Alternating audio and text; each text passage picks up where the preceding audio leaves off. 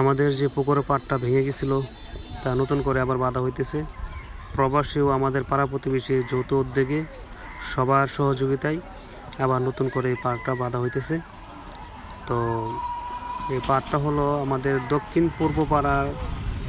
পূর্ব কোণা, যেটা বলি আমরা আমাদের বড় পুকুরের দক্ষিণ পূর্ব কোণাটা ভেঙে গেছিলো বাঁধার পরে, আর এটা ঠিক করা হয় নাই।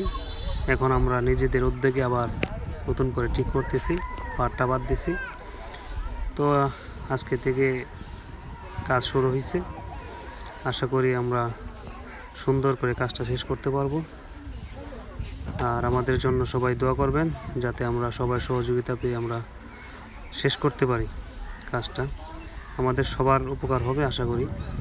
তো এটা একজনের কোনো উপকার না, আশা করি সবারই উপকার। কারণ এই কোনাটা ভাঙার কারণে গাড়িও যাইতে পারে না, মানুষও হাঁটতে পারে না।